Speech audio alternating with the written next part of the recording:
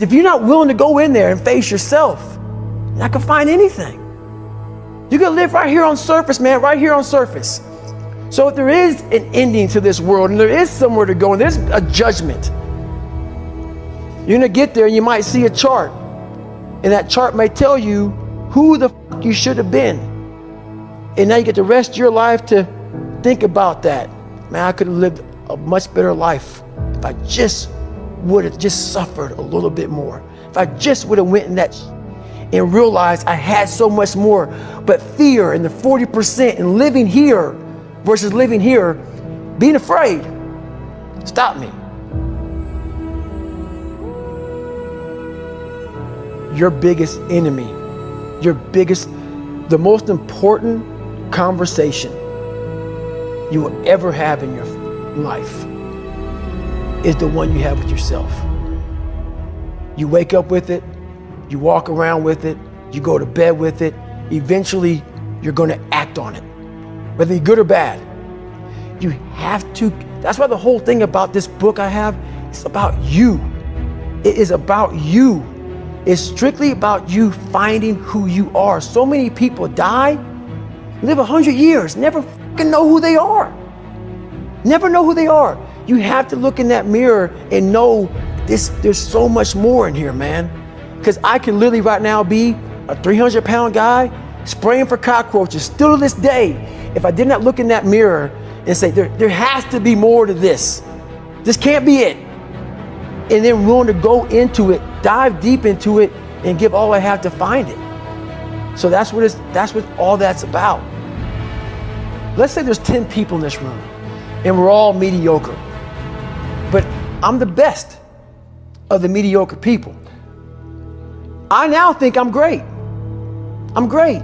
We surround ourselves around people that make us feel great. They tell us what we want to hear. The second we put ourselves amongst the uncommon people, we don't like that feeling, that challenging feeling of that person who's waking up at 3:30 in the morning and say, hey, push your on, we're going for a run. We don't like that challenge. We like that person who says, hey, you know what, man, I don't feel good today, man. And they say, oh, it's okay, brother. We'll take a day off, man. We'll get a pizza and watch the game. We like that. We love that feeling. Why? Because you understand, man, we're good, bro. We don't want that motherfuckers like this. Hey, man, no, bro. Get your fucking shit on, man. Stop being a punk. We don't want that in our lives. We don't want that person who's constantly challenging our weaknesses. We want that person who's constantly, making us feel nice and good and secure in ours. That's the mediocrity of life. We want to be the best amongst the average people. People wonder, how do you stay hungry all the time? Because after I accomplish something, I don't sit back like a lot of guys who graduate buds, graduate this, graduate that.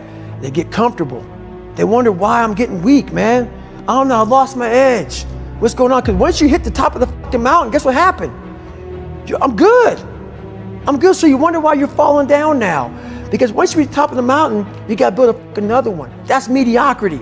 There's a lot of people in mediocrity who have a nice resume, but they're one-timers, man. They hit a one-time deal, they busted it open, got a lot of money, but they're good. You're mediocre now, man. What are you fucking doing today, tomorrow, the next fucking day? That's why I don't listen to theorists. I don't listen to all that bullshit. I listen to a motherfucker who's like this, man. What's wrong, man? I'm fucking tired, dude. Why are you tired? Because tomorrow, I gotta do the fucking shit again, man. Whatever the shit is that made me fucking nauseous and sick to my stomach, it made me hurt. There's no ending. And that's the person I listen to. That's the person who's gained knowledge. You gain knowledge through suffering. And on the other end of suffering is a world that very few have ever seen. It's a beautiful world because that's where you find yourself. You don't find yourself in over here. You find yourself on the other end. Like the 100-mile race I was on, I ran it for 24 hours. I found myself on the other end of that race. That 19 hours, I found, wow, there's a whole nother world out here that I've never even saw, but the world's in your mind. And that's what all that mediocrity is about. The mind has the tactical advantage over you at all times. At all times of your life, the mind has a tactical advantage over you. Why is that? It knows what you're afraid of. It knows your insecurities. It knows your deep, dark lies.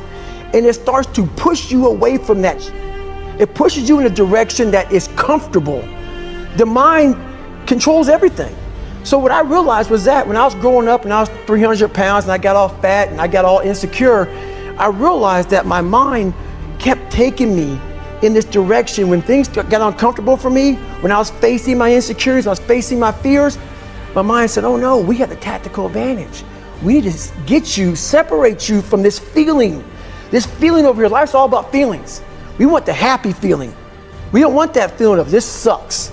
If in that moment, you can answer those up questions and you are now in charge of your brain versus your brain ruling you, that's where all that stuff comes from. So the 40% rule is all of that. You get to 40%, your brain says, we're done.